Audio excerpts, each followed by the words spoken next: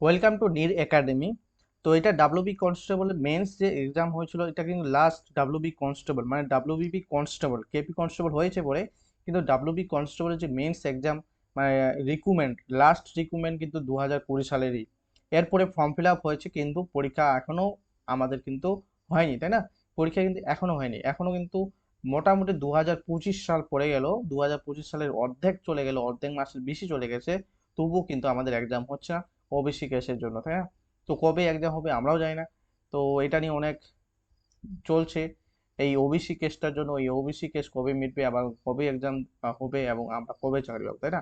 তো এটা কিন্তু খুবই একটা ভাইটাল ব্যাপার। অবশ্যই তোমরা ভালোভাবে প্রিপারেশন যারা নিচ্ছ অবশ্যই নিতে থাকো, কিন্তু স্টপ করবে না। ঠিক আছে, অবশ্যই কি কেস কিন্তু অতি শীঘ্রই মিটে যাবে, এবং তোমাদের কিন্তু এক্সাম ও কেস কিন্তু মিটলে কিন্তু তোমাদের এক্সাম অতি তাড়াতাড়ি কিন্তু হয়ে যাবে। সেজন্য প্রিপারেশন কিন্তু কন্টিনিউ রাখতে হবে। ঠিক আছে, তো অবশ্যই প্রিপারেশন কন্টিনিউ রাখার জন্য তোমাদের অবশ্যই জানতে হবে যে সেই প্রিভিয়াস ইয়ারে কোশ্চেন আমাদের কি কি এসেছিল। ঠিক আছে, জিকে কোশ্চেন কিভাবে এসছে, ম্যাথ রিজনিং কিভাবে এসছে, ইংলিশ কিভাবে এসছে, সেগুলো কিন্তু তোমাদেরকে অবশ্যই জেনে রাখতে হবে। ঠিক আছে, যদি না জেনে রাখো তাহলে কিন্তু তোমাদের অবশ্যই অবশ্যই তোমাদের লস হবে, কারণ অবশ্যই জানা উচিত এবং অবশ্যই প্র্যাকটিস করা উচিত বেশি বেশি করে। তো অবশ্যই তোমাদের জন্য আমি এগুলো নিয়ে এসেছি, প্রিভিয়াস ইয়ার কোশ্চেনের জিকে। তো অবশ্যই তোমাদের এই কোশ্চেনগুলো দেখলে তোমরা বুঝতে পারবে যে কিভাবে কোশ্চেন আসছে। এবং অবশ্যই তোমরা যদি চ্যানেলটাকে সাবস্ক্রাইব না করে থাকো, অবশ্যই চ্যানেলটাকে সাবস্ক্রাইব করবে এবং ভিডিওটাকে অবশ্যই লাইক করবে। লাইক কিন্তু খুবই পরিমাণে কম পড়ছে, অবশ্যই তোমরা লাইক করবে এবং বন্ধুদের কাছেও শেয়ার করে দেবে।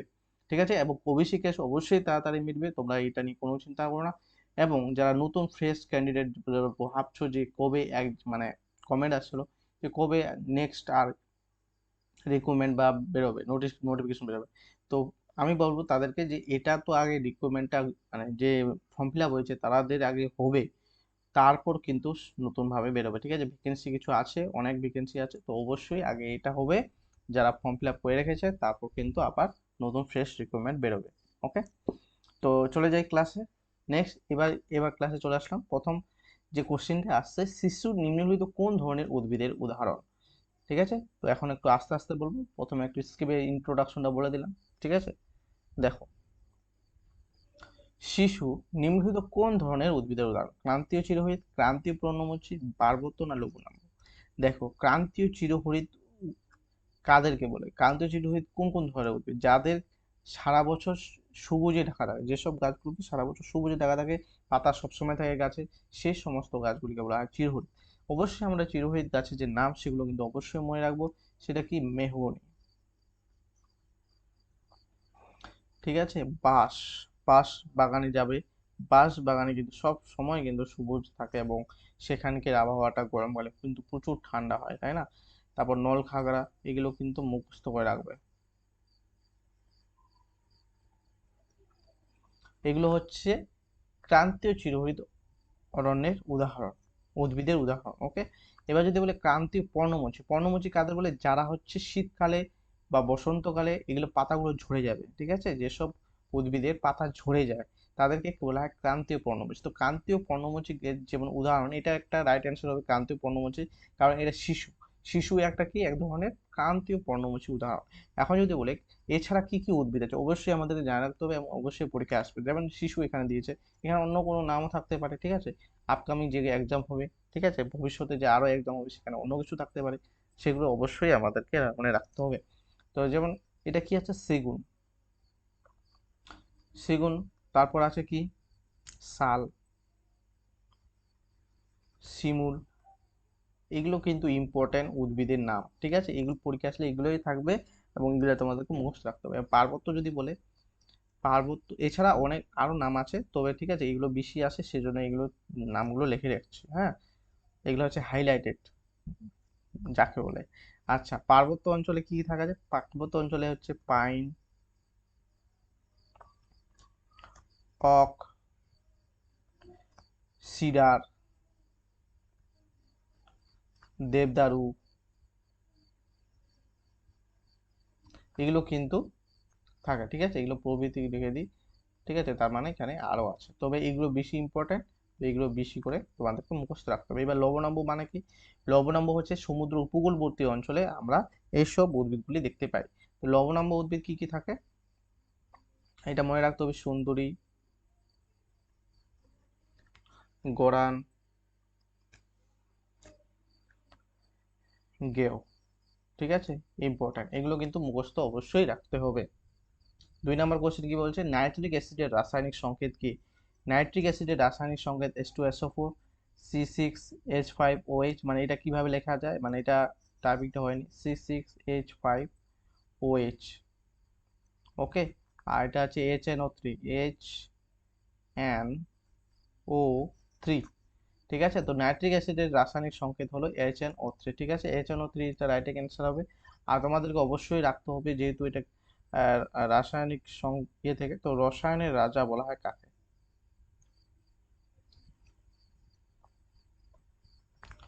রসায়নের রাজা বলা হয় H2SO4 কে। ঠিক আছে, সালফুরিক অ্যাসিডকে বলা হয় রসায়নের রাজা।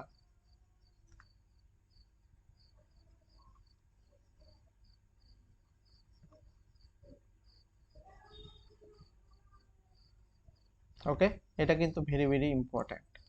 আর HCl এর ফুল ফর্ম হলো হাইড্রোক্লোরিক অ্যাসিড। ওকে, 3 নম্বর কোশ্চেন কি বলছে, নিম্নোক্ত কোন রাজ্যটিতে বিধান পরিষদ নেই? ঠিক আছে, তো এখানে কি বলছে নেই, তাহলে কোনগুলোতে আছে? আমাদের টোটাল 6টি রাজ্যে আছে, ভারতের 6টি রাজ্যে আছে। সেই নামগুলো অবশ্যই আমাদের রাখতে হবে। সেটা হলো বিহার আছে,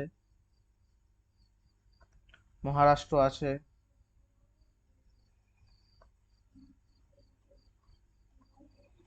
তেলেঙ্গানা আছে, উত্তরপ্রদেশ আছে,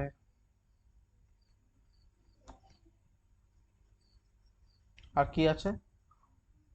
অন্ধ্রপ্রদেশ লিখলাম না, লিখিনি অন্ধ্রপ্রদেশ। অন্ধ্রপ্রদেশ, আর কি রাজ্য হবে? আর একটা হবে কর্ণাটক। হ্যাঁ, কর্ণাটক লিখিনি, কর্ণাটক হবে। তো এই 6টি রাজ্যে কিন্তু আমাদের বিধান পরিষদ আছে, কিন্তু বিধান পরিষদ নেই, তাহলে কি হবে? রাজস্থান। ঠিক আছে, তো এখানে আমরা উত্তরপ্রদেশও পাচ্ছি, বিহারও পাচ্ছি, মহারাষ্ট্র পাচ্ছি, কিন্তু রাজস্থানে হচ্ছে বিধান পরিষদ নেই। এবং পশ্চিমবঙ্গ রাজ্য, আমাদের এটা কোশ্চেন এসেছিল পরীক্ষায়, যে পশ্চিমবঙ্গ মানে ওয়েস্ট বেঙ্গলে কত সাল মানে বিধান পরিষদ বিলুপ্ত হয়? এটা হবে 1969, 1969 সালে কিন্তু পশ্চিমবঙ্গে বিধান পরিষদ কিন্তু অবলুপ্ত হয়। ঠিক আছে, কারণ 1969 সাল অবধি পশ্চিমবঙ্গে কিন্তু বিধান পরিষদ ছিল। ওকে, নেক্সট কোশ্চেন 4 নম্বর, নিম্নলিখিত কোন রাজ্যটিতে আয়তনের নিরিখে ভারতবর্ষের বৃহত্তম? তো অবশ্যই তোমাদেরকে এই কোশ্চেনটার আরো কি কোশ্চেন হতে পারে, দেখো, ভারতবর্ষের বৃহত্তম, তো তোমাদের এখানে ভারতের যে ম্যাপটা আছে, ইন্ডিয়ার যে ম্যাপ, অবশ্যই তোমাদেরকে মুখস্থ করে রাখতে হবে যে কোথায় কোন রাজ্য আছে। ঠিক আছে, উপরে জম্মু কাশ্মীর আছে, নিচে কি আছে? তামিলনাড়ু আছে, কর্ণাটক আছে, তাই না? পূর্ব দিকে আছে অরুণাচল প্রদেশ, তারপর ঠিক আছে নাগাল্যান্ড, মিজোরাম, এগুলো আছে। তারপর এদিকে আছে আমাদের পশ্চিম দিকে গুজরাট। ঠিক আছে, এগুলো কিন্তু অবশ্যই মনে রাখতে হবে। এবং নিম্নলিখিত কোন রাজ্য তাহলে আয়তনে ভারতবর্ষের বৃহত্তম? এটা হবে রাজস্থান। রাজস্থানের পরে কোন রাজ্য আসে আমাদের? রাজস্থানের পরে কোন রাজ্য আমাদের আসে, মানে দ্বিতীয় বৃহত্তম হবে? তাহলে হবে মধ্যপ্রদেশ। রাজস্থানের পরে আসবে মধ্যপ্রদেশ রাজ্য, হচ্ছে সেকেন্ড লার্জেস্ট স্টেট। ওকে, সরি, এটা হবে মধ্যপ্রদেশ, রাজস্থান, মধ্যপ্রদেশ। তারপর তৃতীয় যে আসবে সেটা হলো মহারাষ্ট্র। মহারাষ্ট্র, এরপর আসবে উত্তরপ্রদেশ।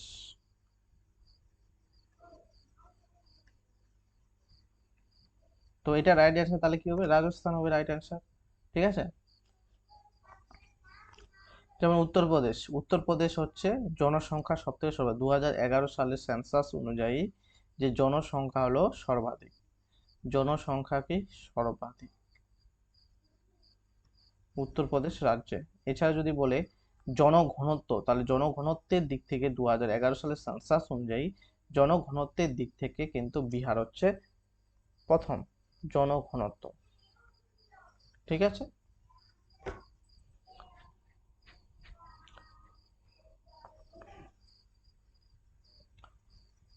নেক্সট কোশ্চেন আমরা চলে যাব। 1853 সালে প্রথম রেলপথ নিম্নত কোন রাজ্যে স্থাপিত হয়েছিল? উত্তরপ্রদেশ, বিহার, মহারাষ্ট্র, না রাজস্থান? তো 1853 সালে প্রথম রেল পথ নিম্নত কোন রাজ্যে স্থাপিত হয়েছিল? এটা হবে উত্তরপ্রদেশ, বিহার, মহারাষ্ট্র, রাজস্থান। তোমরা কোশ্চেনে অ্যান্সার করো নিজেরা, তারপর অ্যান্সার মিলিয়ে নাও। তো এটা রাইট অ্যান্সার হবে মহারাষ্ট্র। ঠিক আছে, মহারাষ্ট্রে প্রথম আমাদের রেল ব্যবস্থা চালু হয়েছিল, এবং রেল রেলের জনক কাকে বলা হয়? রেলের জনক কাকে বলা হয়? Very very important question. রেলের জনক বলা হয় লর্ড ডালহৌসিকে। লর্ড ডালহৌসিকে। ওকে, লর্ড ডালহৌসিকে। এবং মহারাষ্ট্র কোথায়? বোম্বে টু থানের মধ্যে কিন্তু 1853 সালে বোম্বে থেকে থানে, ঠিক আছে, বোম্বে থেকে থানে হচ্ছে প্রথম রেল চলাচল হয়েছিল, রেলপথ।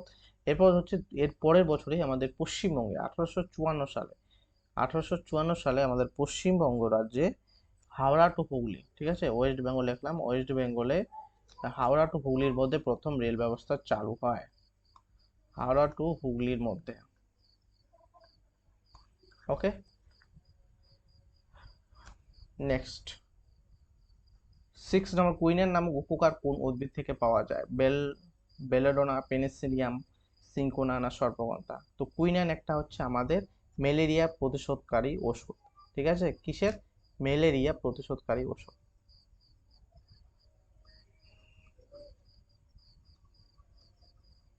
ম্যালেরিয়া প্রতিশোধকারী ওষুধ। এটা পাওয়া হচ্ছে সিনকোনা গাছের ছাল থেকে, ঠিক আছে, সিনকোনা গাছের ছাল থেকে আমরা কুইনাইন প্রস্তুত করা হয়েছিল, এবং এটা হচ্ছে ইয়ে।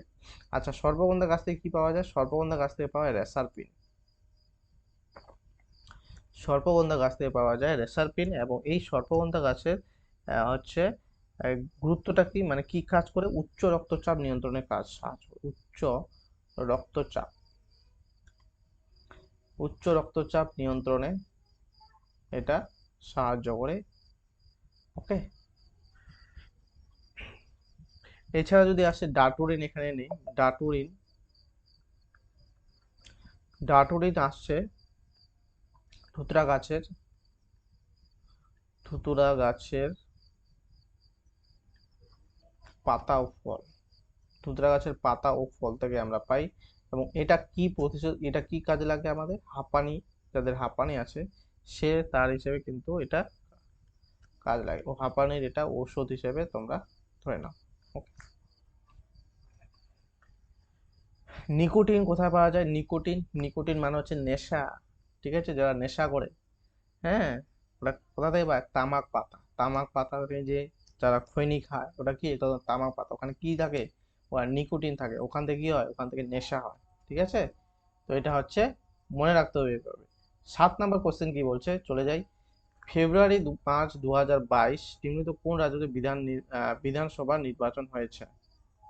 তো এটা একটা সিএ কারেন্ট অ্যাফেয়ার্স, ঠিক আছে, 2022 সালে কিন্তু আমাদের মেইনস এক্সাম হয়েছিল, এবং নোটিফিকেশন 2020 সালে, ঠিক আছে, 2020 সালের লাস্টের দিকে, ঠিক আছে। তো 1 বছর লেগেই যায়, 1 বছরের বেশি কন্ডাক্ট করতে। ওকে, তো এটা কি হবে? এটা রাইট অ্যান্সার হবে। এটা যেহেতু কারেন্ট অ্যাফেয়ার্স, স্কিপ করে চলে যাব। এটা হবে উত্তরপ্রদেশ। ওকে, কোন রাজ্য দ্বিখণ্ডিত হয়ে ঝাড়খণ্ড রাজ্য গঠিত হয়েছে? Very very important question. মানে কোন রাজ্য ভাগ হয়? তো এটা হবে উত্তরপ্রদেশ, বিহার, মহারাষ্ট্র, রাজস্থান। তো এটা হবে বিহার, ঠিক আছে, বিহার রাজ্যটি ভেঙে কিন্তু ঝাড়খণ্ড রাজ্যে তৈরি হয়েছিল, ঠিক আছে।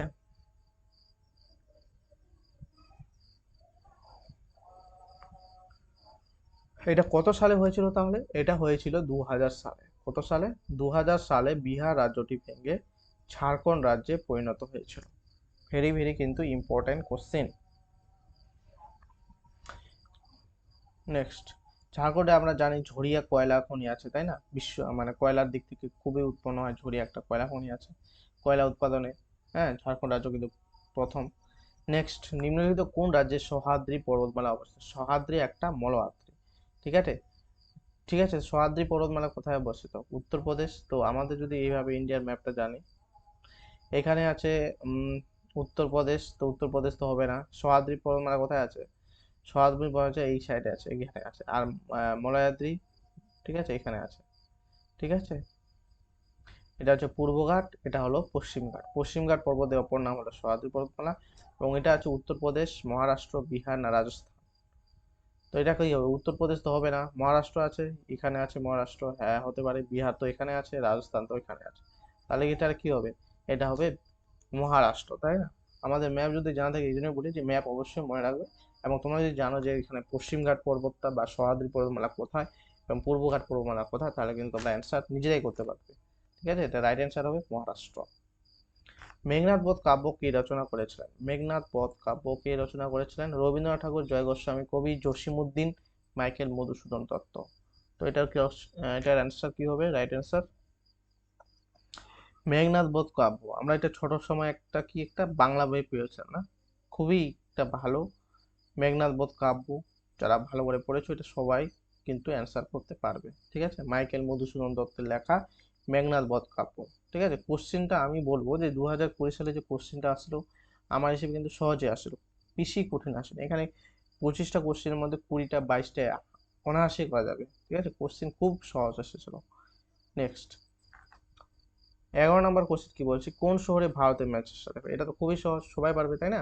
ভারতের ম্যানচেস্টার কাকে বলা হয়? আহমেদাবাদকে ভারতের ম্যানচেস্টার বলা হয়। যদি বলে দক্ষিণ ভারতের ম্যানচেস্টার কাকে বলা হয়? হ্যাঁ, দক্ষিণ ভারতের ম্যানচেস্টার কাকে বলা হয়?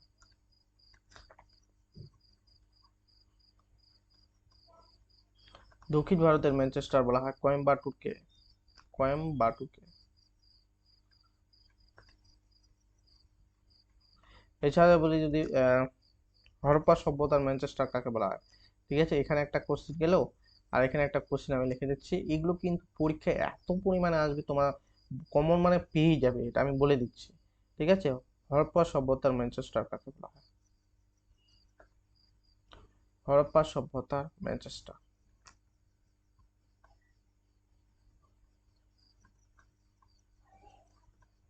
হরপ্পা সভ্যতার ম্যানচেস্টার বলা হয় লোথালকে। ঠিক আছে, লোথাল। লোথাল একটা কি উন্নত নগর পরিকল্পনা শহর ছিল, এবং ড্রেনেজ ব্যবস্থাও ছিল লোথালে, আমরা জানছিলাম। এর এই প্রিভিয়াস ইয়ার কোশ্চেনে দেখো।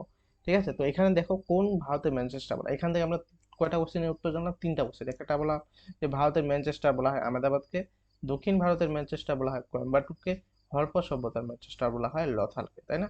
তাহলে 3টা কোশ্চেন, এই 3টা কোশ্চেন প্রিভিয়াস ইয়ার কোশ্চেন, এভাবেই সলভ করতে হয়। নেক্সট চলে যাব, বাংলার আকবর বলা হয় কাকে? কাকে বাংলার আকবর বলা হয়? প্রতাপ তীর্থ, ইলিয়াস শাহ, হুসেন শাহ, না শশাঙ্ককে?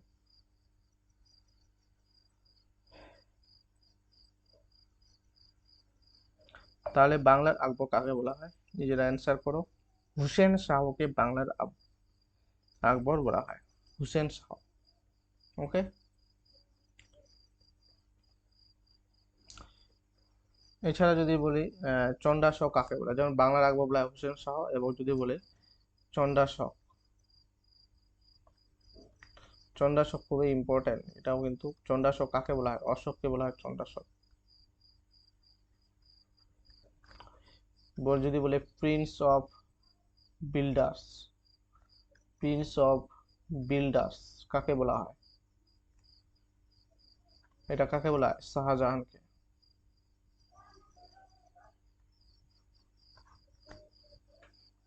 নেক্সট, লিওনেল মেসির বর্তমানে কোন ক্লাবটিতে ফুটবল খেলেছেন? এটাও একটা সিএ ধরে রাখো। তো এটা হবে প্যারিস সাজা অ্যান্সার। ওকে, এবং আমরা জানি লিওনেল মেসি লাস্ট আমাদের 2000 কত সালে আয়োজন হয়েছিল? 2022 সালে যে ফিফা ওয়ার্ল্ড কাপ হয়েছিল, ফিফা ওয়ার্ল্ড কাপ হয়েছিল, সেখানে কি ফিফা ওয়ার্ল্ড কাপ হচ্ছে উইনার হয়েছিল লিওনেল মেসি, এবং আমরা সেটা দেখেছিলাম। এবং যদি এখন জানি যে রানার্স আপ কিছু, রানার্স আপ কিন্তু ছিল ফ্রান্স। ঠিক আছে, ফ্রান্স ছিল রানার্স আপ, এগুলো কিন্তু মুখস্থ রাখতে হবে। নিচের কোন রাজ্যটি মধ্যপ্রদেশের সঙ্গে কোনো সীমানা নেই? দেখো, এই যে ভারতের ম্যাপটা যদি কেউ জানো না, এখান থেকে কিন্তু অনেক কোশ্চেন চলে আসে, 3টা 4টা দেখলাম তাই না?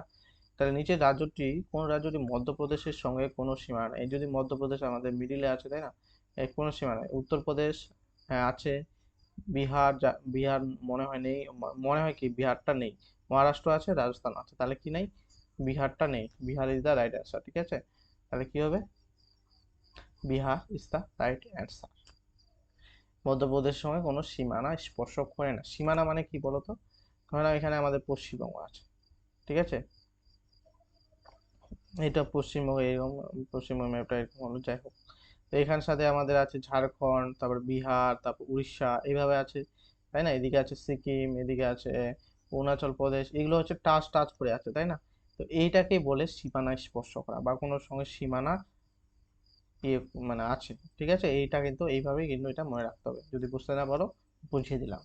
15 নম্বর কোশ্চেন, ইংরেজ সরকারের পেশ করা ইলবার্ট বিল কিসের সঙ্গে? তাহলে ইলবার্ট বিলটা কি, অ্যাকচুয়ালি ইলবার্ট বিলটা কি, এটা এখানে কোশ্চেনের অ্যান্সার চেয়েছে। এটা কি, অর্থনীতি, বিচার ব্যবস্থা, সৈন্যবাহিনী না ধর্ম?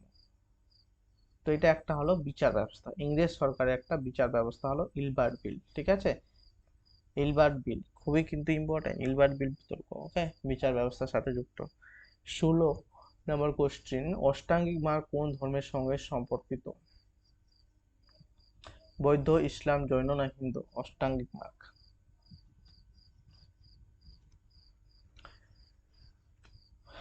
এটা হলো বৌদ্ধ ধর্মের সঙ্গে যুক্ত, অষ্টাঙ্গিক মার্গ বৌদ্ধ ধর্মের সঙ্গে যুক্ত।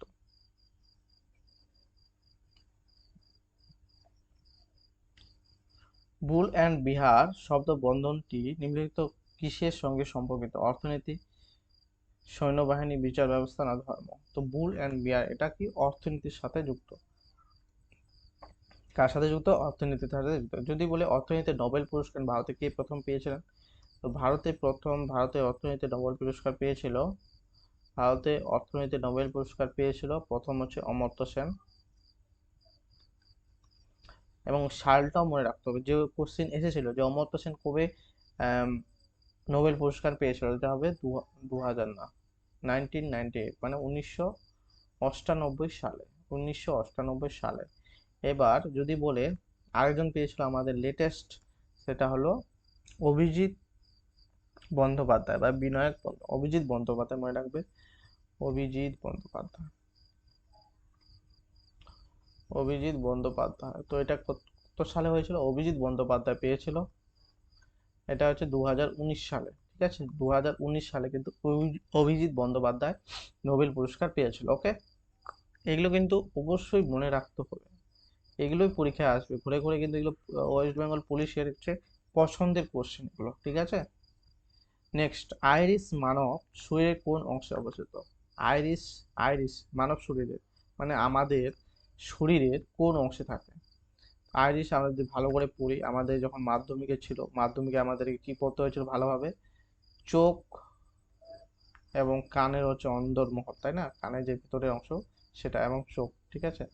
তো এই চোখ আর কান থেকে ভালো করে আবার তোমাদের যে এক্সাম হচ্ছে, এই চোখ কান ভালো করে কোথায় কি আছে, কি নাম, সেগুলো কিন্তু আমাদেরকে মনে রাখতে, যেমন ক্ষুদ্রতম অস্থি কোথায়? স্টেপিস কোথায় থাকে? কানে থাকে, তাই না। আমাদের সব থেকে ক্ষুদ্রতম অস্থি হলো স্টেপিস, এবং এটা থাকে কানে। এটা আইসটা কোথায় থাকে? চোখে থাকে, তাই না। এটা কোথায় থাকে? চোখে। তো এগুলো কিন্তু মুখস্থ রাখতে হবে। 19 নম্বর কোশ্চেন, মহাত্মা গান্ধী চম্পারণ নামক যে স্থান থেকে আইন অমান্য আন্দোলন শুরু করেন সেটি কোন রাজ্যতে অবস্থিত? চম্পারণ হবে উত্তরপ্রদেশ, মহারাষ্ট্র, বিহার না রাজস্থান? এটা কি হবে? বিহার, বিহারের চম্পারণ সত্যাগ্রহ আমরা জানি, তাই না। তাহলে বিহার হবে ইস দা রাইট অ্যান্সার।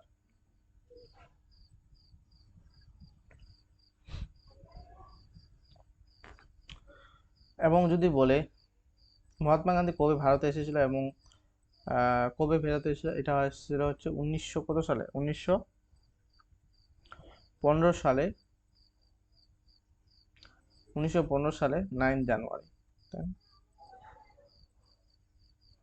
এই জন্য এই তারিখটিকে আমরা বলি প্রবাসী ভারতীয় দিবস, এই জন্য এই তারিখটিকে আমরা বলি প্রবাসী ভারতীয় দিবস। এইগুলো কিন্তু ইম্পর্টেন্ট, ওকে। সানি ডেজ কোন বিখ্যাত ক্রিকেটার আত্মজীবনী? সানি ডেজ, কপিল দেব, গুন্ডাপ্পা বিশ্বনাথ, মহেন্দ্র সিং ধোনি, সুনীল গাভাস্কার? তো সানি থেকে সুনীল, এইভাবে মনে রাখতে হবে, Sunil Gavaskar is the right answer. এছাড়া আমাদের ইম্পর্টেন্ট যেগুলো আছে সেগুলো মনে রাখতে হবে, তা playing it my way, playing it my way, এটা কার লেখা? এটা কার আত্মজীবনী? এটা হবে সচিন তেন্ডুলকার,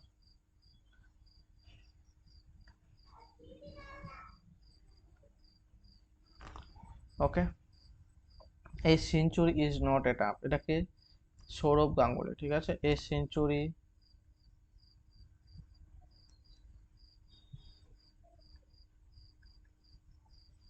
এ সেঞ্চুরি ইজ নট এনাফ। এটা কি? সৌরভ গাঙ্গুলি।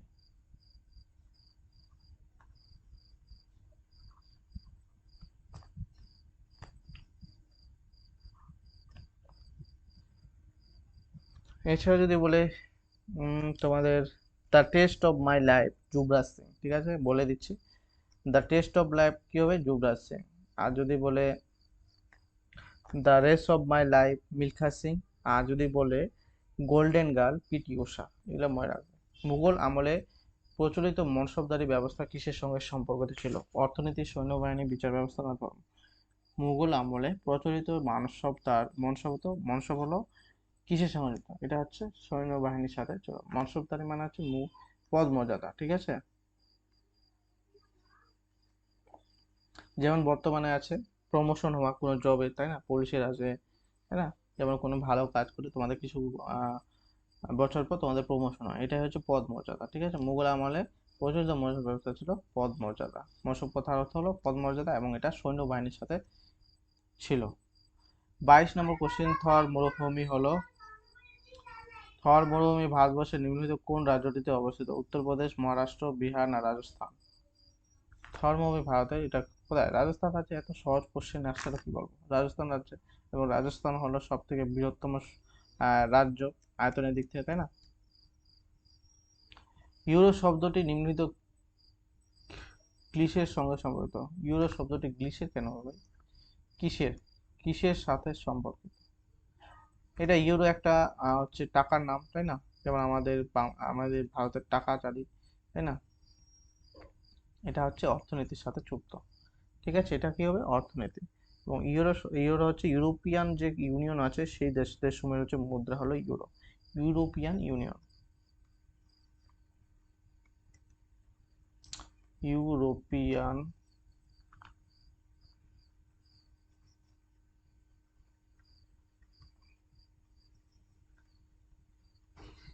ইউরোপীয় ইউনিয়ন, ওকে।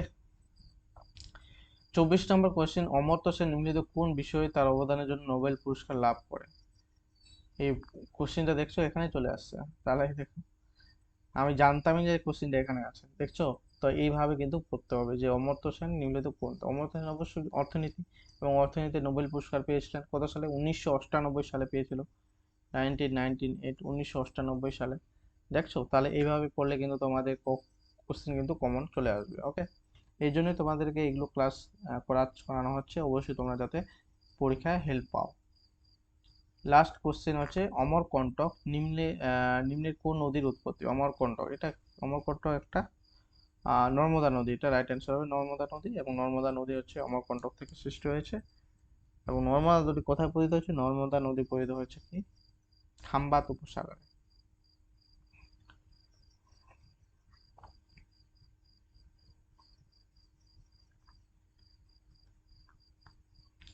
অমরকণ্টক থেকে তাহলে নিম্নে কোন নদীর উৎপত্তি হয়েছে? নর্মদা নদী কিন্তু উৎপত্ত হয়েছে, এবং এটা নর্মদা নদীর উৎপত্তি হচ্ছে অমরকণ্টক, এবং পতিত হচ্ছে খাম্বাত উপসাগরে, ঠিক আছে। তো এইভাবে কিন্তু তোমাদেরকে ক্লাস ভালো কেমন লাগলো অবশ্যই তোমরা জানাবে। এবং অবশ্যই তোমাদেরকে বলবো যে যদি চ্যানেলটাকে সাবস্ক্রাইব না করে থাকো তো চ্যানেলটাকে সাবস্ক্রাইব করে এবং ভিডিওটাকে অবশ্যই লাইক করো। তোমাদের জন্য অনেক কিছু খেটে এই কোশ্চেন আনা হচ্ছে, তো অবশ্যই তোমরা চ্যানেলটাকে সাবস্ক্রাইব করবে। আশা করছি ভিডিওটাকে লাইক করবে এবং শেয়ার করবে। তো এই ছিল আজকের ক্লাস। পরের ক্লাসে আবার দেখা হবে। পরের যে ক্লাস আছে যেমন কেপি কনস্টেবল যে প্রিলিমস ছিল, তারপর WBSI এগুলো কোশ্চেনও কিন্তু আলোচনা হবে। তো এই জন্য চ্যানেলটাকে সাবস্ক্রাইব করতে হবে অবশ্যই। তো আজকের মতো এটুকুই, পরের ভিডিওতে আবার ক্লাসে অবশ্যই দেখা হবে। জয় হিন্দ, বন্দে মাতরম।